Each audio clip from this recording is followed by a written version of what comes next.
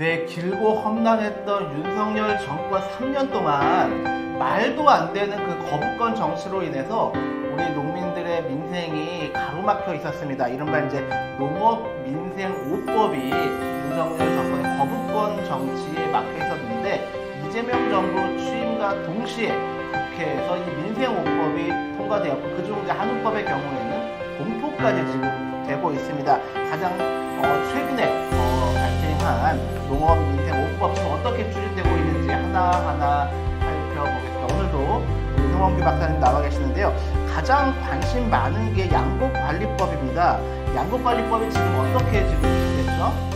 네, 사실 저희가 지난번에 운동 포커스를 진행했을 때 양곡관리법이나 재해 관련한 법안이 1호 법안이 되지 않을까 예상을 했는데, 예상을 깨고 일단 한우법이 1호 법안이 됐습니다. 이건 이제 이견이 없었기 때문에 그렇고요.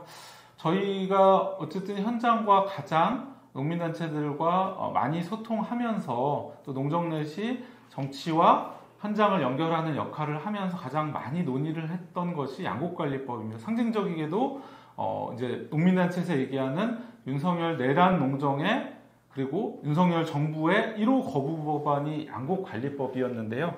양곡관리법안이 최근에 급물살을 타면서 지난 월요일 8월 4일 날 국회 본회의를 비로소 통과를 했습니다. 네. 우선 그 모르시는 분들을 위해서 간략하게 양곡관리법 이번에 통과된 내용의 핵심이 어떤 내용이 있나요? 네. 그래서 이제 변화된 내용들과 함께 좀 약간은 부연 설명을 드리고, 또 쟁점들은 또 진행자님과 함께 이야기를 해보겠습니다. 일단 잠깐 아까 말씀드렸듯이 저희가 작년 연말에 10월부터 12월까지 그 거부권이 예상되는 당시에 농업민생 4법을 이야기했습니다. 거기에 더해서 오늘 이제 한우법까지 농업민생 5법이라고 이야기를 하고 있는데요. 이 과정에서 양곡관리법 같은 경우에 2022년에 45년 만에 전년 대비 25%나 쌀값이 폭락하는 초유의 사태가 발생을 했습니다. 그 원인은 정부가 우리가 변동직불제라고 하는 쌀의 목표 가격을 정하고, 목표 가격보다 떨어졌을 때는 이 보조금을 통해서 이 농가에게 지급을 해주는 직불금을 지급해주는 그 제도를 폐지를 하면서 정부가 만약에 과잉이다, 시장에서 가격이 크게 떨어질 조짐이 보인다라고 하면 자동으로 시장 격리를 하겠다라고 하는 양곡관리법 개정을 통해서 변동직불제를 폐지를 하고 이번에 개정되기 전에 양곡관리법을 만들었었습니다. 네. 그런데 정부가 실제 쌀값이 폭락이 확연하게 예상되는데도 2022년도에 사전 예방조치, 즉 시장 격리를 하지 않으면서 이 사태가 시작이 되었습니다. 네. 그래서 현장에서는 정부가 이렇게 재량권을 발휘해서 심각한 쌀값 폭락을 일으킬 수 있기 때문에 의무적으로 매입하는 조항을 하위 법령이 아니라 양곡관리법 위에 반드시 명시해야 된다는 것으로부터 이번 논의가 시작이 되었었습니다. 예, 그래서 이제 핵심 쟁점으로는 적정하게 생산하고 그에 대한 가격을 안정시키고, 또한 이 정책 수립에 있어서 생산자들의 참여를 보장하고, 그래서 식량 안보에 기여하는 내용으로 되고 있는 것 같은데, 예를 들면 양곡수급관리위원회에 3분의 1 이상을 생산자 단체 대표로 구성하도록 그렇게 했나 보죠? 네, 그렇습니다. 그래서 여러 가지 내용이 있지만 세 가지가 좀 중요한 부분으로서 간략하게 말씀을 드리도록 하겠습니다. 일단은 쌀이 현재 우리 국민들의 먹는 소비량 대비 과잉이다 아니다 논쟁거리가 됩니다. 이거는 이제 통계가 어느 정도 잡히고 있고, 최근에는 소비량이 집에서 밥을 잘 안 먹으니까 줄어드는 경향은 있지만, 그 대신 외식을 많이 하고 쌀 가공품, 이건 즉석밥도 포함입니다. 이런 것들로 소비를 통해서 최근에 쌀 소비량이 이제 줄어드는 추세는 이제 멈췄다라고 하는 견해인데, 그럼에도 불구하고 지금 좀 과잉이 아니냐는 견해와 과잉은 아니다, 수입쌀 때문이다, 이런 논쟁은 있습니다. 하지만 어쨌든 중요한 것은 저희가 정책적으로 이걸 관리를 하는 것이고요. 그래서 매년 적정 면적, 벼를 적정 재배 면적을 재배되도록 하고 쌀뿐만 아니라 밀, 콩과 같은 주요 작물에 대해서도 이건 논에서 생산이 가능하기 때문에 같이 이 생산량을 늘려서 쌀은 적정하게 그리고 밀, 콩은 앞으로 자급 향상을 하는 방향으로 하는 근거를 이번에 마련을 했고요. 두 번째로 필요하다면 의무 격리, 아까 말씀대로 정부가 반드시 가격 폭락 시에는 격리를 해서 쌀과 식량 안보를 보호해야 된다는 내용을 했고요. 이 과정을 아까 말씀드린 대로 정부가 재량으로 하면 사실 우리가 얘기한 대로 공무원들 마음대로 될 수가 있기 때문에 이걸 양곡 수급관리위원회를 만들어서 생산자 대표가 3분의 1 이상 참여해서 같이 논의하도록 했습니다. 그러면 이제 제가 궁금한 게 논에서 그 쌀이 아닌 그 밀이나 콩을 재배하다가 다시 이제 쌀로 전환하고 싶어 하면 전환이 가능한가요? 그렇습니다. 물론 이제 그것은 이제 영농의 방법이라든지 이제 논의 상태, 물을 대는 거 이런 것들을 통해서 하고요. 뭐 그걸 이제 쌀 후에 후작이라고 해서 다음 쌀 먼저 재배하고 이제 두 번을 재배하는 경우도 있고 이런 여러 가지 경우가 있는데 그런 것들은 이제 충분히 가능합니다. 그래서 논의 형상을 유지하면서 필요할 때 쌀을 다시 생산하도록 하는 것은 충분히 가능합니다. 아, 그렇군요. 근데 이제 이게 이제 그동안에 이제 크게 보면 두 가지 정도 논쟁이 있었던 것 같아요. 윤석열 정부에서는 거부권을 하면서 했던 말이 뭐 가짜 뉴스 뭐 이런 주장을 했었던 것 같은데 남는 쌀을 강제로 수매하는 거 아니냐. 쌀값을 정부 피 같은 세금을 들여서 인위적으로 부양시키는 거 아니냐 이런 좀 윤석열 정권에서 주장했던 건데 이거 같은 경우는 이제 웬만큼 국민들이 아니라는 걸 아시지 않을까요? 네, 뭐 남는 쌀 강제 수매법이라고 하는 이 용어가 언론을 통해서 아주 많이 알려졌었는데요. 이것은 아까 말씀드린 대로 적정 면적을 유지하는 정책을 얼마든지 과잉을 막을 수가 있고요. 그 다음에 필요한 경우에 그럼에도 불구하고 시장이라는 건 이제 어떤 심리 같은 것들도 많이 작용을 하는 거거든요. 윤석열 정부 때는 정부를 믿을 수 없으니까 정부가 상당히 많은 양을 시장 격리를 했는데도 계속 떨어졌습니다. 네. 이것은 우리가 아는 대로 시장은 심리가 중요하기 때문인데요. 네. 이런 것들을 정부가 필요할 때는 적극적으로 매입해서 창고에 격리해 주겠다라고 하는 것을 법에 명시했기 때문에 이런 사태는 사실은 전혀 발생하지 않는다고 제가 확언할 수는 없겠지만 정책을 잘 실행을 하면 분명히 없을 일입니다. 그리고 문재인 정부 때는 이런 일이 마지막 해 아까 말씀 2020년에 발생을 했지만 그 전까지는 충분히 훌륭하게 잘 작동을 했습니다. 그런데 문제는 이제 이번에 이제 그 양곡관리법이 통과하는 과정에서 그럼 이제 함께 좀 환영하고 박수를 쳐줬을 것 같은데 농민단체에서 그럼에도 불구하고 좀 후퇴한 거 아니냐 이런 우려가 있었나 보죠? 네, 그렇습니다. 저도 아쉬운 점들이 없는 것은 아닌데요.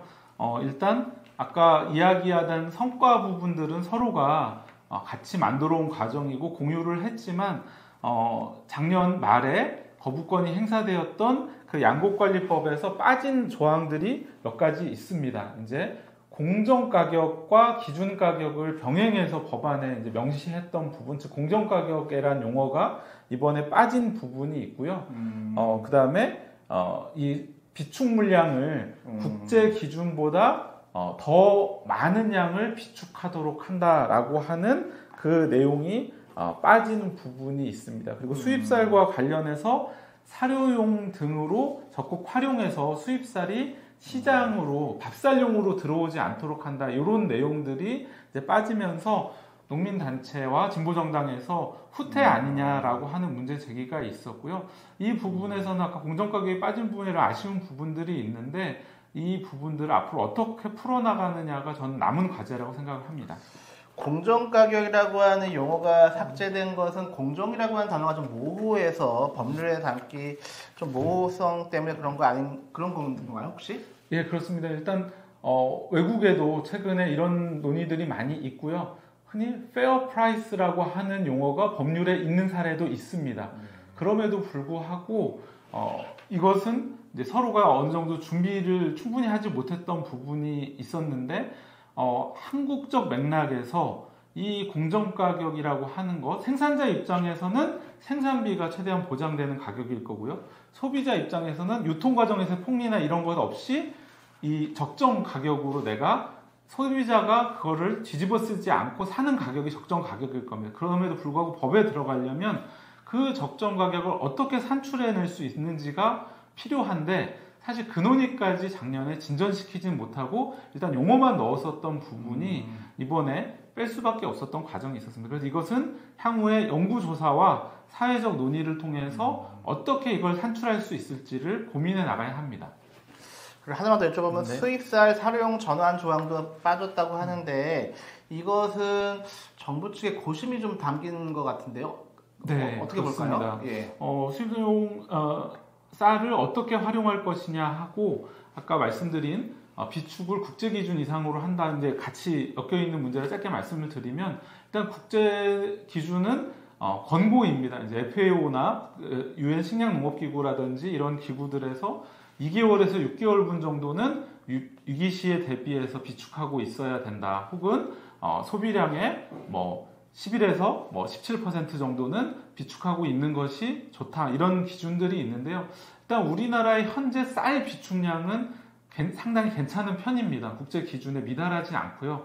문제는 이번 양국관리법의 취지 중에도 있는데 쌀뿐만 아니라 밀, 콩 등 다른 곡물들에 대한 비축이나 준비가 부족하다는 것입니다. 그래서 한국적 맥락에서 어느 정도 비축을 하는 것이 적절할지 이것은 앞으로도 함께 논의해야 되고요. 그리고 수입쌀이 밥쌀용으로 들어와서 쌀값을 하락시키는 문제가 분명히 있을 수 있기 때문에 이것을 일본처럼 사료용으로 적극 활용하자라는 것은 서로 동의를 하고 있습니다. 현장과 국회가요. 그런데 이것을 법에다가 사료용으로 확대한다라는 내용을 넣는 것이 WTO 제소라든지 이런 분쟁의 소지가 있겠다는 의견이 있었습니다. 그래서 정책적으로 하자 그거는 법에 넣기보다는 정책적으로 하자 이런 내용입니다. 예, 느낌상 수입쌀 사료용 전환을 법에 넣는 거는 좀 정부 입장에서는 되게 좀 부담되는 내용이 아니었을까 하는 생각이 들고요. 끝으로 양국관리법 이번 그 국회에서 통과되고 이제 곧 공포가 설마 이재명 대통령이 이걸 거부할 리는 없기 때문에 공포 역시 또 아마 이 방송을 보시는 시점에서 이미 공포가 되어 있을 수도 있습니다. 그래서 양국관리법의 의미와 그럼에도 불구하고 남은 과제 끝으로 한 말씀 부탁드리겠습니다. 네. 아까 말씀드렸듯이 좀 어려운 얘기지만 변동직불제라고 하는 쌀의 목표 가격을 정하는 제도가 2019년에 폐지되면서 현재 체계가 만들어졌고요. 이것이 기존 법안이 한계가 있었다는 것이 2022년도 쌀값 폭락 사태를 통해 확인이 되었습니다. 그것을 정부와의 예산과 정책으로 다시 그런 사태가 재현되는 것을 막는 예방 장치는 이번에 충분히 들어갔습니다.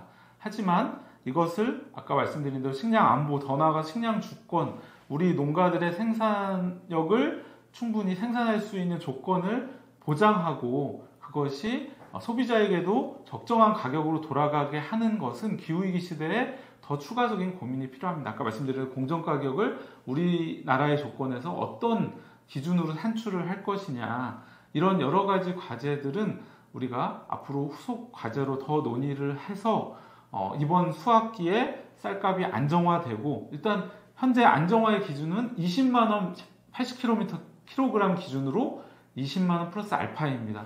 이것을 먼저 확보하고 나서 향후에 계속 논의해 나가면 좋겠다 이런 생각이 듭니다. 네, 감사합니다. 두 번째로 농업민생오법 중에 농산물 가격 안정법이 있습니다. 우리가 지난 농정포커스 시간에 상당히 비중 있게 농산물 가격 안정법도 전했던 기억이 있는데 그럼에도 불구하고 모르시는 분들 많기 때문에 우선 이 내용은 어떤 내용인가요? 네, 좀 짧게 양국관리법은 논쟁거리가 있어서 이제 설명을 길게 드렸는데 짧게 설명드려요. 이거에 대해서는 현장과 특별한 이견은 없고요. 다만 이것이 우리나라에서 처음 도입되는 가격 보장 제도라고 하는 것이 들어가 있기 때문에 이게 실제로 잘 작동을 하는지 이게 잘 작동하기 위해서 기준 가격이라든지 하위 법령에서 정해야 될 문제들을 잘 만들어가는 후속 과제가 더 중요한 시점에 있는 법안입니다. 그래서 간단하게 설명드리면 기후위기 시대에 점점 생산이 불안정해지고 있습니다. 지금도 올해도 폭염과 폭우가 교차하면서 농작물의 지금 작황이 말이 아닌데요. 이런 조건들이 매년 반복되고 있기 때문에 농민의 입장에서는 경영을 예측하기가 점점 어려워지고 있습니다.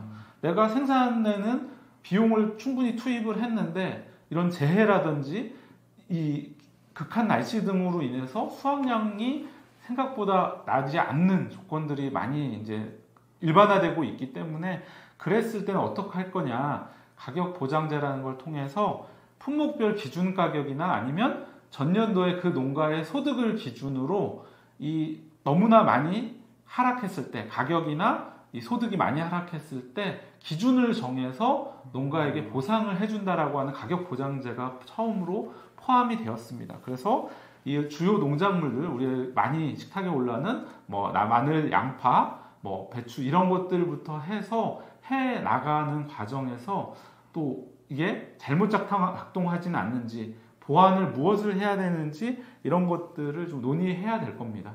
그리고 아까 양국관리법에서 이야기한 대로 마찬가지로 이걸 정부 마음대로 해서는 안 되기 때문에 수급관리위원회를 만들고 역시 생산자 대표가 3분의 2 참여해서 이러한 과정을 같이 논의하도록 규정을 했습니다. 예, 양국관리법과 마찬가지로 농산물 가격 안정법도 농민의 참여, 생산자 단체 대표의 참여를 상당히 좀 중시한 그런 좀 특징이 눈에 띄는데요. 반론 차원에서 이 농산물 가격 안정법에서 이야기하고 있는 시장 가격이 기준 가격보다 크게 하락할 경우에 국가가 그 차익을 보전한다고 하는 그러한 논리인 것 같은데, 이건 우리 자본주의 시장 원리에 위배되는 거 아니냐, 이런 반론도 있을 수 있을 것 같은데요. 네, 당연히 그런 생각을 하실 거고요. 이것을 뭐 농업 예외주의라고 할지, 아까 말씀드린 뭐 식량 안보 차원에서의 정책이라고 할지, 뭐 그것은 저희가 좀 더 뭐 같이 용어를 얘기해 볼 필요가 있겠지만, 많은 나라들에서 이런 제도를 하고 있습니다. WTO 시대가 2005년에 시작된 이후에 국가별로 이런 가격 지지 정책을 못하도록 강제를 하고 있고, 이게 여전히 유효하긴 하지만 최근에 유럽도 미국도 많은 나라들이 더 이상은 방치할 수 없다는 입장을 가지고 이런 정책들을 하고 있고요. 그래서 미국의 흔히 얘기하는 PLC라고 하는 제도가 미국에도 작동을 하는데요. 프라이스 로스 커버리지라고 하는, 즉 가격이 많이 떨어졌을 때, 로스가 됐을 때 농가에게 커버를 해준다라고 하는 제도가 미국에도 작동되고 있습니다. 그래서 저희는 이렇게 이야기합니다. 선진국형 가격 농가소득 보장제도를 이제 한국형으로 시도해보는 최초의 시도가 이번 농안법이다라고 이야기하고 있습니다. 그러니까 이제 잘 모르시는 분들 생각하시기에 이게 그 가격의 차액을 지금 국가 세금으로, 피 같은 세금 항상 따라붙는 세금을 보전하는 게 자본주의 시장 원리에 위배되는 거 아니냐가 아니라 오히려 선진국이 더 그렇게 먼저 하고 있었고 우리가 그 선진국형으로 이 농안법에 가고 있는 거다. 생각해보면 미국이 시장 원리에 냅두지 않고 우리나라를 포함해서 다른 나라의 농산물 시장을 개방하라고 압력하는 거는 또 어떻게 보면 자본주의 시장 원리에 위배되는 거 아닙니까? 그렇습니다. 뭐 이번 트럼프 행정부의 행포에서도 그렇듯이 이미 그들은 역사적으로 그런 일을 많이 자행해 왔고요. 저희는 사실은 수출 때문에 농업을 희생시켜 왔지만 이제 비로소 농업과 식량에 대한 정책을 정상화해 나가는 과정이라고 할 수 있습니다. 네, 농안법 끝으로 이 의미와 혹시 남은 과제가 있다면 간략히 좀 한 말씀 부탁드리겠습니다. 네, 뭐 이미 아까 말씀드린 미국이나 유럽 등에서 주요 작물에 대해서 이런 제도를 시행한 경험이 있지만 한국의 여건은 다르기 때문에 이 법이 시행되는 과정에 분명히 시행착오가 있을 수 있습니다. 정부가 예산을 충분히 확보하지 못하는 문제도 있을 수 있고요. 이것이 어떻게 보면 특정 작물에 농가들이 좀 몰리는 현상이 나타난다든지 이런 사항들은 저희가 아까 말씀드린 하위 법령이나 시행 가이드라인이나 정책이 잘 진행될 수 있도록 앞으로 더 세심하게 준비해 나가는 과정을 통해서 시행착오를 줄이고 한국형 이 제도가 이 소득안정 제도가 정착해 나가는 과정으로 만들어야 할 것입니다. 네, 감사합니다. 다음으로 농업민생 5법 중에 농업재해 대책법이 있고요. 농업재해 보험법이 있습니다. 공통적으로 농업 분야에서 재해에 대한 법안인데 하나는 재해가 발생했을 경우에 대책을 강구한 법안인 것 같고 하나는 재해가 발생하기 전에 미리 보험을 들어놓는 제도인 것 같아요. 이 두 개 법안이 아무래도 성격이 좀 비슷한 것 같아서 묶어서 어떤 내용인지 설명 좀 부탁드릴게요. 예, 이번 개정에 각각 하나씩 중요한 지점들이 있습니다. 그걸 중심으로 짧게 말씀드리겠습니다. 일단 농업재해대책법은요, 우리나라가 이제 재해에 대해서 대응하는 국가법 체계가 여러 이제 망이 있고요. 그 안에서 농업 분야의 재해 대책은 농업재해대책법에서 관할을 하는데 기존에는 시설 파손과 같은 것에 집중을 했었습니다. 즉 하우스가 파괴가 된다든지 농지가 이제 물이 차가지고 완전히 이제 못 쓰게 그해 농사가 안 된다든지 이런 조건들에 집중을 해서 그래서 이제 대파 그게 파괴되었을 때 그걸 대체해주는 대파대라든지 그걸 다시 심기 위해서 들어가는 농약대 이런 것들에 대한 보상을 중심으로 해왔고 이전에는 거기에서 재배되고 있던 농작물에 대해서는 보상하는 기준이 원래는 없다가 최근에 와서 그래도 좀 만들어지고 있는 과정입니다. 근데 현재 개선이 되었지만 그럼에도 불구하고 상당히 부족하다고 평가되었습니다. 그래서 그 부족한 부분을 어떻게 하면 일단 농가가 다시 농사를 피해가 엄청 크기 때문에 자연재해나 이런 재해로 인해서 기후위기 재해로 인해서 다시 농사를 시작할 만큼의 조건을 만들어 줄까라고 하는 것에 대해서 작물을 재배하기 위해서 그 재해가 발생한 시점까지 들어간 비용, 생산비를 일정 수준 이상 정부가 지원해 줄 수 있다, 보상해 줄 수 있다라고 하는 내용을 넣었습니다. 그러면 어떤 수준으로 보상을 해줄 거냐라고 하는 것은 역시 하위 법령을 만들기로 했기 때문에 저희가 과제로 남겨놓은 상황이지만 작물에 대해서도 이제는 대책을 근거법을 만들었다라고 하는 중요한 것이 재해대책법의 이번 요지입니다. 예, 이제 궁금한 것은 재해라고 하는 것은 우리 현대 사회 아니면 과거에 마찬가지겠죠. 누구나 공통적으로 겪는 게 대한민국 국민은 누구나 겪는 건데 굳이 농업 분야에 종사하시는 분들에 한정해서 재해 대책을 국가가 강구해서 법을 만들고 보험까지도 법을 만드는 건 좀 약간 농업 분야의 특혜 아니냐 이런 반론도 나올 수 있지 않을까요? 네, 이건 농업의 특수성을 반영한 것인데요. 농업은 기반 자체가 생산을 하는 그 조건이 땅과 바다 혹은 호수나 강과 같은 자연이라고 하는 데에서 기인합니다. 소상공인들도 당연히 이번 폭우 사태에서도 우리가 봤던 것처럼 큰 피해를 입을 수 있습니다. 이제 그것은 풍수해 보험을 통해서 저희가 국가 정책으로 지원을 하고 있는데 그것과는 또 다른 맥락에서 자연재해는 이 자연을 기반으로 생산을 하는 농업에는 그만큼 치명적이기 때문에 따로 다뤄야 한다라는 인식이 있는 거고요. 이거는 다른 아까 농업법의 사례에서 말씀드렸지만 모든 나라가 공통적으로 가지고 있는 제도들입니다. 그 외국 사례를 조금 설명해 주시면 그 반론 갖고 있는 분들이 조금 더 이해가 될 것 같은데요. 네, 외국에서는 미국과 같은 경우에는 대재해보험법부터 해서요, 대재해 대책에 대한 것부터 쭉 농업 분야까지 상당히 세분화되어서 제도들이 되어 있고요. 그 기준들을 유럽의 경우에는 좀 촘촘하게 나눕니다. 예를 들면 20% 미만인 경우에는 보험이라든지 농가가 자구 대책을 통해서 대응하고 30% 50% 수준이면 정부가 어느 정도 지원을 하고 50% 이상이 큰 피해인 경우에는 국가가 전적으로 나서서 이런 보험이라든지 재해 보상과 같은 대책으로 한다든지 이런 식의 대책들이 우리가 기후위기에 대해서 조금 긴밀하게 느끼기 시작한 게 2010년대부터인데 그 과정부터 이런 제도들을 계속 개선하고 만들어 왔습니다. 우리나라의 경우에는 너무 보험에 의존한 나머지 재해 대책에 대해서는 좀 상대적으로 둔감했거든요. 이 부분을 국가 책임성을 강화하는 취지에서 이번 개정이 이루어졌다고 보시면 됩니다.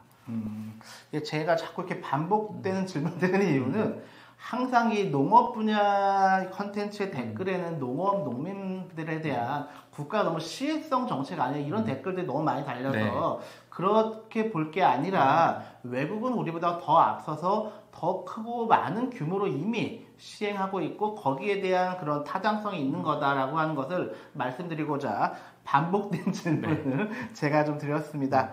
네, 끝으로 네, 재해보험법은 정말 더 간단합니다. 간단하게 설명을 드리면 우리가 자동차 보험에도 당연히 내가 사고를 자주 낼수록 할증이라고 하는 것이 붙는데요. 기존 농업재해보험법에서도 할증이 붙었습니다. 근데 점점 심각해지는 것은 내가 농사를 대충 짓거나 할 일을 안 해서 피해가 발생하는 게 아니라 기후위기 때문에 거대한 재해가 점점 빈번하게 발생을 하고 그것 때문에 발생한 이 보험상의 손해를 할증을 붙이는 건 적절하지 않다. 그래서 이번 재해보험법에는 할증에 너무나 큰 피해, 이런 재해로 자연적인 요인으로 해서 했을 경우에는 할증을 적용하지 말라고 하는 그 내용을 포함시켰습니다. 네. 그러니까 이제 보험회사 입장에서는 계속 사고가 반복되면 이건 문제가 있는 거냐 해서 할증료를 높였는데 이제 그 자연재해, 기후위기의 경우에는 그 농어민께서 본인의 의지로 자연재해가 발생한 게 아니잖아요. 그래서 이것을 거기에 그대로 보험회사의 보험료를 적용하는 것은 문제가 있는 거 아니냐. 그러한 내용이 이번 농업재해보험법에 반영되었다는 설명인 것 같습니다. 예, 정확합니다. 네, 끝으로 이재명 정부 출범과 동시에 앞서 말씀드렸듯이 가장 먼저 한우법이 통과된 줄은 아무도 잘 모르고 있었는데 한우법이 가장 먼저 통과된 데에는 이 법안의 중요성도 있지만 여야가 크게 이견 없이 합의했기 때문인가요? 예, 그렇습니다. 일단은 지난번에 윤석열 정부에서 거부권이 행사된 이유는 농림축산식품부에서 강력하게 통과돼서는 안 된다라고 하는 건의를 당시 권한대행에게 했었고 그 이후로 이제 거부권이 행사되었던 법인데요. 여야 내에서는 사실 유사한 법안을 여야 대표 농업계 국회의원들이 많이 발의하기도 했었고요. 그래서 특별한 이견이 없는 법안이었습니다. 그래서 신속하게 처리가 될 수가 있었습니다. 그 한우법이 잘 몰랐는데 우리나라 그 축종 중에서 처음으로 이게 도입된 법안이에요. 이 법안의 내용은 어떤 건가요? 네. 아주 정확하게 말씀드리면 닭이라든지 축종별 법안이 아예 없는 것은 아닌데요. 우리가 흔히 먹는 주요 축종, 특히 이제 적육, 빨간 고기가 되는 이런 종류 중에 이제 한우법이 최초로 제정되게 되었는데 과거의 축종별 법안의 접근과 많이 달라진 지점은 기후위기, 역시 기후위기와 탄소 중립입니다. 많은 나라들에서 역시 이 축산이 집약적으로 이루어지고 특히 뭐 소 같은 경우에 우리가 아시다시피 장내 발효를 통해서 메탄가스가 많이 배출되는 이런 특성들이 있기 때문에 탄소 중립에서 중요한 것이 바로 축산업입니다. 그래서 앞으로 기후위기 시대에 이 탄소 중립과 지속 가능한 축산을 위해서는 과거처럼 그냥 육성해 줄게 라고 하는 그런 접근으로는 안 된다. 그래서 육성과 지원도 필요하지만 기후위기 시대에 맞게 탄소 중립, 그래서 지속 가능한 축산으로의 전환을 국가가 적극적으로 지원하고 뒷받침하겠다는 내용이 들어가 있습니다. 예, 이 기후위기 시대의 그 탄소 배출의 마치 주범 중에 하나인 것처럼 지금 우리 그 축산 쪽이 많이 지목을 당했던 것 같은데 이제는 기후위기를 기정사실로 놓고 여기에 그럼 대응을 어떻게 할 것인가에 대한 그런 차원에서 이번 한우법이 제정이 된 것 같고요. 현장 그 한우 농가들의 반응은 좀 어때요? 네, 매우 뜨거웠습니다. 그래서 한우법은 정말 특히 이제 한우라고 하는 소 그중에 한우라고 하는 우리의 전통적인 축종에 대한 국민들도 상당히 애정이 있고요. 물론 이제 비싸다고 하는 그런 문제가 있지만 이것들에 대해서 상당히 오랜 수건이었습니다. 그래서 한우에 맞는 이 법 체계 그리고 지원 정책, 산업 생태계를 앞으로 함께 논의해 나갈 수 있는 거버넌스 역시 여기 법안에 담겨져 있고요. 이런 것들이 역시 지금 바로 그래서 한우 전국 한우협회라든지 현장에서는 하위 법령을 이것 역시 잘 만들어야 된다라고 해서 바로 연구에 지금 들어가고 있습니다. 그래서 앞으로 한우법이 잘 시행이 되면 돼지라든지 또 주요 축종에 대해서 기후위기 시대에 맞는 축종절 법안을 민주당도 제정을 해나가겠다라고 하는 것이 이미 공약에 담겨 있고요. 그런 과정으로 이루어질 것이라고 생각이 됩니다. 예, 방금 말씀하셨듯이 지난 이제 윤석열 정권에서 반대 명분이 없음에도 불구하고 농식품부가 반대했던 그 이유 중에 하나가 만약에 한우법이 통과가 되면 다른 축종도 우후죽순격으로 다 해달라고 할 텐데 그것을 정부가 어떻게 감당하냐 아마 그런 취지였던 걸로 알고 있고, 근데 이번에 통과가 되었으니 지금 한돈을 포함해 다른 축종에서도 그러한 요구들이 있겠죠? 네, 그렇습니다. 일단은 뭐 농식품부의 논리가 말이 안 되는 건 일본, 우리가 사실 축산법 체계 자체를 일본 거를 많이 차용을 했거든요. 일본이 먼저 축산에 아시다시피 일본의 이제 그 소 산업은 엄청나게 화우라고 하죠. 큰 산업이고 세계적인 산업인데 그런 것들을 우리나라 가져왔고 일본은 일찌감치 이 필요성을 느꼈기 때문에 축산은 기본법 하나를 간략하게 모든 것의 모든 축종의 공통적인 내용만을 기반으로 간략한 법을 두고 축종별 진흥법으로 이미 전환해서 만들어 왔습니다. 우리나라도 그렇게 가려고 하는 것이고요. 그래서 다른 축종들의 요구가 지금 이제 보물처럼 쏟아졌는데 제 생각에는 너무 서두르기보다는 아까 말씀드린 대로 지금 한우법이 잘 시행되는 하위 법령을 만들고 초기 시행의 과정에서 있을 시행착오나 이런 것들을 지켜보면서 법안의 내용을 더 축종별로 잘 준비하고 서로 다른 축종의 조건과 여건을 고려해서 그런 정책 시행과 거버넌스 같은 걸 어떻게 만들지 미리 준비하는 과정으로 가면 순차적으로 잘 진행될 것이라고 생각합니다. 네, 한우 농가들이 간만에 좀 웃음 짓는 그런 2025년이 아닌가 싶습니다. 한우법이 이재명 정부 출범과 동시에 통과되기도 했고, 얼마 전에 있었던 미국과의 그 관세 협상에서도 그 소고기 수입이 끝내 막아내지 않았습니까? 한우 농가들 정말 가슴을 철렁하지 않았을까 하는 생각이 됩니다. 이번 농업 민생 5법과 관련해서 끝으로 우리 송원규 박사님 한 말씀 부탁드리겠습니다. 네, 일단 계속해서 1호 거부권 행사, 윤석열이 1호 거부권이었던 양곡관리법을 포함해서 농업민생 4법 그리고 한우법까지 5개의 법안이 정권 초기에 정말 속도감 있게 추진이 되었습니다. 그리고 한미 관세 협상에서도 농업을 적극적으로 고려하는 협상 결과가 나왔습니다. 송미령 장관의 유임으로 인해서 현장의 실망감이 컸고 이재명 정부 농정이 과연 다른 정부와 다를 것이냐라고 하는 의구심이 제기되었던 것도 사실입니다.